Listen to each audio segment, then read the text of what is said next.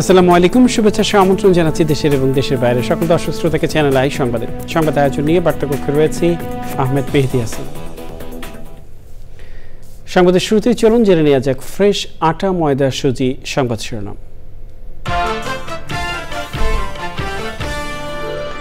বিশ্ব শান্তির জন্য একসঙ্গে কাজ করতে নোবেল জয়ী 2 রাষ্ট্র সরকার প্রধানের অঙ্গীকার, শান্তিপূর্ণভাবে অমীমাংসিত সমস্যা সমাধানের তাগিদ।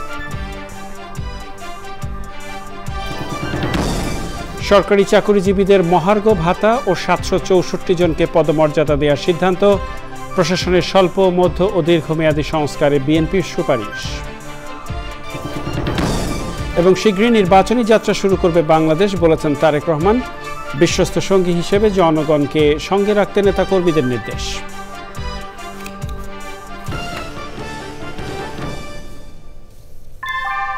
আমাদের দেশে একটা প্রচলন আছে, বছরের প্রথমে একটা বাচ্চাদের জন্য একটা বড় অ্যামাউন্ট লাগে। ঠিক করলাম যে আমরা একটা ডিপিএস খুলি, এবং বিকাশে এটা খোলার কারণ হচ্ছে কি বেশি হ্যাজেল নাই, বাসায় বসেই সব করা যাচ্ছে।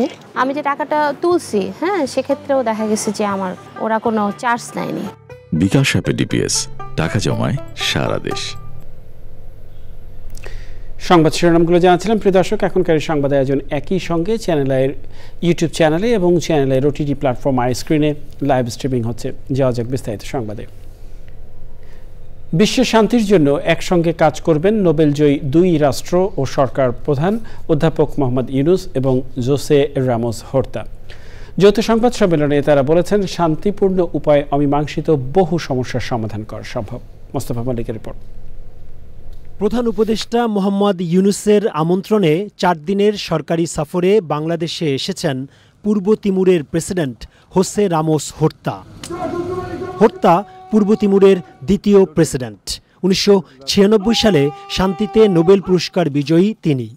ঢাকা সেনানিবাসের সেনাকুঞ্জে হোসে রামোসকে গার্ড অফ অনার প্রদান করা হয়।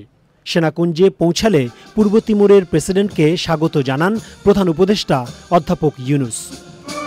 এরপর প্রধান উপদেষ্টার কার্যালয়ে ডক্টর মোহাম্মদ ইউনুসের সঙ্গে বৈঠক করেন হোসে রামোস হোর্তা।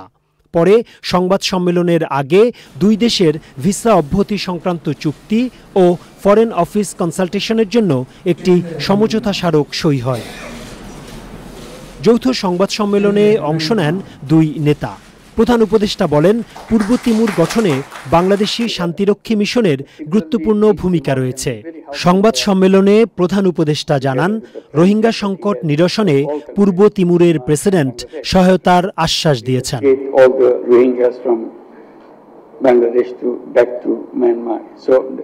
রোহিঙ্গা সমস্যা সমাধানে দীর্ঘদিন ধরেই আন্তর্জাতিক সম্প্রদায়কে এগিয়ে আসার আহ্বান জানিয়েছে বাংলাদেশ। কিছুদিনের মধ্যেই আসিয়ানের সদস্য হবে পূর্ব তিমুর। রোহিঙ্গা সংকট সমাধান কিভাবে করা যায় সে বিষয়ে পূর্ব তিমুরের প্রেসিডেন্ট সাহায্য করবেন বলে জানিয়েছেন। সংবাদ সম্মেলনে ডক্টর মোহাম্মদ ইউনুসকে প্রশংসায় ভাসিয়েছেন পূর্ব তিমুরের প্রেসিডেন্ট। বলেছেন, বিশ্বে তিনিই একমাত্র ব্যক্তি যার বহু যোগ্যতা রয়েছে। 2 নেতা বিশ্ব গঠনে একসঙ্গে কাজ করবেন বলেও জানান তিনি।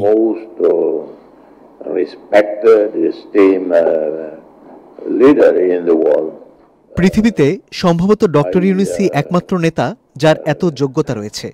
ডক্টর মোহাম্মদ ইউনুসের শতাধিক ডিগ্রি রয়েছে, যা বিস্ময়কর। পৃথিবীতে সম্ভবত তিনি একমাত্র নেতা যিনি এত সম্মানিত এবং এমন শক্তিশালী একাডেমিক যোগ্যতা রয়েছে। সামনের দিনে আমরা বাংলাদেশের সঙ্গে অর্থনৈতিক ও বাণিজ্যিক সম্পর্ক আরও বাড়াতে আগ্রহী।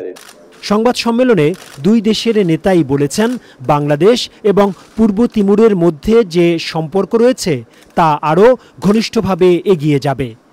Mostafa Mallik, channel I, Dhaka. সরকারি চাকরিজীবীদের মহার্ঘ ভাতা দেওয়ার সিদ্ধান্ত নিয়েছে অন্তর্বর্তী সরকার। শীঘ্রই এই ভাতা দেয়া হবে। পদোন্নতি বঞ্চিত 764 জনকে পদমর্যাদা দেওয়ারও সিদ্ধান্ত হয়েছে। এদিকে প্রশাসনের স্বল্প, মধ্য ও দীর্ঘ মেয়াদী সংস্কারের সুপারিশ করেছে বিএনপি। দলীয় নয়, প্রশাসনের পেশাদার কর্মকর্তা চায় দলটি। বিস্তারিত জানাচ্ছেন রফিকুল বাশার। বাজার দরের সাথে সমন্বয় করে সরকারি চাকরিজীবীদের মহার্ঘ ভাতা দিতে যাচ্ছে সরকার। প্রধান উপদেষ্টার কার্যালয়ের মুখ্য সচিবকে প্রধান করে এ বিষয়ে কমিটি করা হয়েছে। সেই কমিটির সুপারিশের ভিত্তিতে মহার্ঘ ভাতার পরিমাণ ঠিক করা হবে। পে স্কেল ঘোষণা করতে দীর্ঘ সময় প্রয়োজন, তাই মহার্ঘ ভাতা দেওয়ার সিদ্ধান্ত নেওয়া হয়েছে। কমিটির সদস্য সচিব এবং জনপ্রশাসন সচিব ডক্টর মোখলেস উর রহমান সাংবাদিকদের একথা জানান। এটা সরকারি বলতে একেবারে পিয়ন থেকে হাইয়েস্ট লেভেল ক্যাবিনেট সেক্রেটারি পর্যন্ত তো আছে, সবাই পাবে। তবে এটার স্ল্যাব দুইটা হইতে পারে, একটা হলো অফিসারদের জন্য একটু কম আর স্টাফদের জন্য একটু বেশি, যাতে ব্যালেন্সিং হয়। আর একটা হলো পেনশনারদের জন্য পায়। বিগত সরকারের সময়ে পদোন্নতি বঞ্চিত 764 জনকে পদমর্যাদা দিয়ে সকল আর্থিক সুবিধা দেওয়া হবে। জিওর ভিত্তিতে ফাইন্যান্সিয়াল জিওতে তারা এই টাকাগুলো পাবে। এটা সরকার নীতিগতভাবে একমত, একটু সময়ের ব্যাপার। আমি শুধু এইটুকু স্ট্রেঞ্জেন্স বলতে পারি যে আমাদের এন্ডে এখানে একদিনে বেশি বিলম্ব হবে না। জনপ্রশাসন সংস্কারের সুপারিশ জমা দিয়ে কর্মকর্তাদের নিরপেক্ষ থাকার কথা বলছে বিএনপি। গণতান্ত্রিক আকাঙ্ক্ষা, যে সাম্য, গণতন্ত্র এবং ন্যায় বিচারের জন্য যে স্বাধীনতা, এবং গত 5 অগস্টে যে জন আকাঙ্ক্ষা সৃষ্টি হয়েছে, জন প্রত্যাশা সৃষ্টি হয়েছে, এই প্রশাসনিক কাঠামো দিয়ে এটা বাস্তবায়ন করা সম্ভব নয়। সেজন্য আমূল সংস্কার প্রয়োজন। প্রত্যেক জাতীয় নির্বাচনের 3 মাস আগে প্রশাসনকে ঢেলে সাজানো, জেলা প্রশাসক ফিটলিস্ট করা, যারা সিন্ডিকেট তৈরি করছে তাদের বিদায় এবং আওয়ামী অনুসারীদের প্রশাসন থেকে দ্রুত সরিয়ে ফেলার সুপারিশ করেছে BNP. Rafiqul Bashar, channel I, Dhaka. বিএনপির ভারপ্রাপ্ত চেয়ারম্যান তারেক রহমান বলেছেন, সকল অস্পষ্টতা কাটিয়ে শীঘ্রই নির্বাচনী যাত্রা শুরু করবে বাংলাদেশ। সেই যাত্রায় বিশ্বস্ত সঙ্গী হিসেবে জনগণকে সঙ্গে রাখতে নেতা কর্মীদের নির্দেশ দিয়েছেন তিনি। বিজয় দিবসের আলোচনায় ভার্চুয়ালি যুক্ত হয়ে তিনি বলেন, অন্তর্বর্তী সরকারের কর্মপরিকল্পনা জানতে চাওয়া হলে যদি উপদেষ্টারা অস্বস্তিতে পড়েন তা হবে জন আকাঙ্ক্ষা বিরোধী। রাহুল রায়ের রিপোর্ট। শহীদ বুদ্ধিজীবী ও বিজয় দিবসের 4 দিনের কর্মসূচি আগেই ঘোষণা করেছিল বিএনপি। সেই ধারাবাহিকতায় রাজধানীতে রোববার বিজয় দিবসের আলোচনা। স্থায়ী কমিটির সদস্য সহ সর্বস্তরের নেতাকর্মীদের নিয়ে আলোচনায় সভাপতিত্ব করেন বিএনপি মহাসচিব মির্জা ফখরুল ইসলাম আলমগীর। নির্বাচনের মধ্য দিয়ে এই সংস্কারের পথকে আমাদের সুগম করতে হবে। সভায় লন্ডন থেকে ভার্চুয়ালি যুক্ত হন বিএনপির ভারপ্রাপ্ত চেয়ারম্যান তারেক রহমান।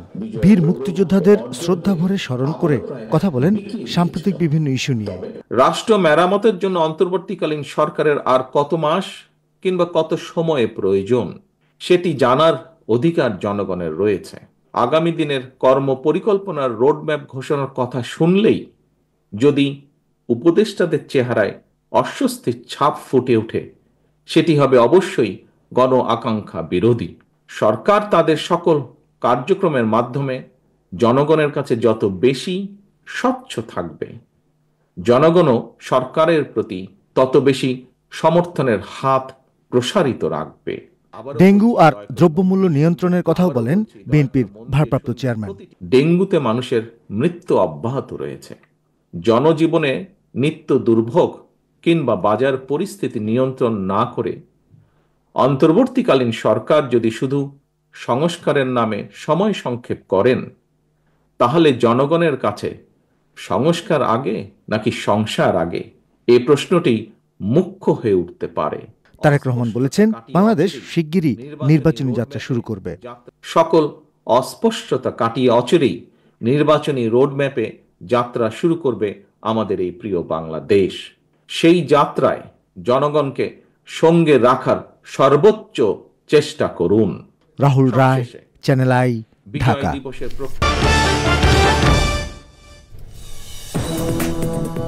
আমন্ত্রণ আরও একবার চ্যানেল আই সংবাদে। এ পর্যায়ে জানাবো আমিন জুয়েলার্স আন্তর্জাতিক সংবাদ।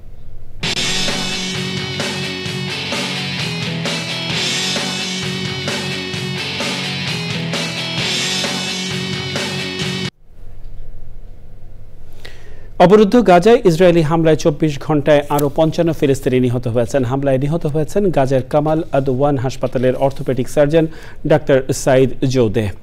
আল আউদা হাসপাতালে রোগী দেখতে যাওয়ার পথে ইসরায়েলি ট্যাঙ্কের গোলায় তিনি নিহত হন। বিবিসি জানিয়েছে ডাক্তার সাইদ ছিলেন গাজার উত্তরের একমাত্র অর্থোপেডিক সার্জন। জাতিসংঘের প্রতিনিধি লুইস ওয়াটারিজ বলেছেন এটি তার পরিবার ও স্থানীয়দের জন্য অপূরণীয় ক্ষতি। গাজার হাসপাতালগুলোতে চিকিৎসক সরঞ্জাম ও পরিষ্কার পরিচ্ছন্নতার অভাব চরমে পৌঁছেছে। গত বছরের অক্টোবর থেকে এই পর্যন্ত গাজায় ইসরায়েলি হামলায় নিহতের সংখ্যা 44,930 জনে পৌঁছেছে। কৃষি সংবাদ।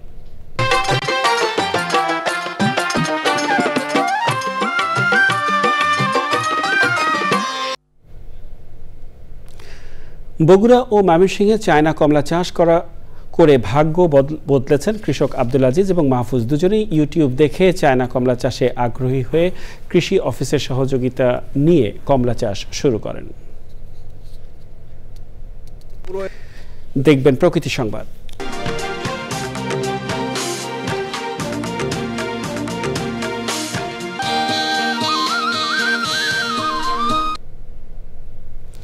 পরিবেশ সুরক্ষায় পলিথিন ব্যবহারের নিষেধাজ্ঞা চলমান থাকলেও তা মানছেন না কেউই। চাঁদপুরে কাঁচা বাজার কিংবা নিত্যপণ্য পরিবহন সব কাজেই ব্যবহার হচ্ছে পলিথিন। ক্রেতা বিক্রেতাদের দাবি বিকল্প ব্যবস্থা সহজলভ্য না হওয়ায় বাধ্য হয়েই পলিথিন ব্যবহার করছেন তারা। তবে পলিথিন ব্যবহারের বন্ধে সচেতনতা সৃষ্টির পাশাপাশি অভিযান ও জরিমানাও করা হচ্ছে জানিয়েছে জেলা প্রশাসন। এক্সিম ব্যাংক বাণিজ্য সংবাদ।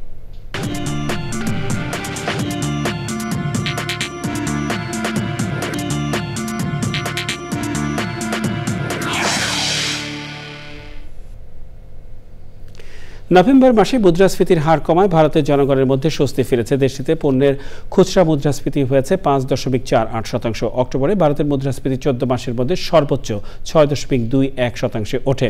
নভেম্বরে তা 5.5%-এর মধ্যে নেমে আসে। ভারতের সরকারি তথ্য মতে গ্রামাঞ্চলে মুদ্রাস্ফীতির হার শহরাঞ্চলের চেয়ে বেশি। গ্রামে যেখানে মুদ্রাস্ফীতির হার ছিল 5.95%, সেখানে শহরাঞ্চলে পণ্যের খুচরা মুদ্রাস্ফীতি কমে 4.83% হয়েছে। প্রিয় দর্শক, সময় হলে আবারও কিছুক্ষণের বিরতি নেবার, আর বিরতির পর জানিয়ে ফিরছি। সিরিজের তৃতীয় টেস্টের দ্বিতীয় দিনে ভারতের বিপক্ষে দাপট দেখিয়েছেন অস্ট্রেলিয়ার ব্যাটাররা। বৃষ্টিতে প্রথম দিন ভেসে গেলেও বিশ্ব শান্তির জন্য একসঙ্গে কাজ করতে নোবেল জয়ী 2 রাষ্ট্র সরকার প্রধানের অঙ্গীকার। শান্তিপূর্ণভাবে অমীমাংসিত সমস্যা সমাধানের তাগিদ। সরকারি চাকুরিজীবীদের মহার্ঘ ভাতা ও 764 জনকে পদমর্যাদা দেওয়ার সিদ্ধান্ত। প্রশাসনে স্বল্প, মধ্য ও দীর্ঘমেয়াদী সংস্কারে বিএনপির সুপারিশ। এবং শীঘ্রই নির্বাচনী যাত্রা শুরু করবে বাংলাদেশ, বলেছেন তারেক রহমান। বিশ্বস্ত সঙ্গী হিসেবে জনগণকে সঙ্গে রাখতে নেতা কর্মীদের নির্দেশ।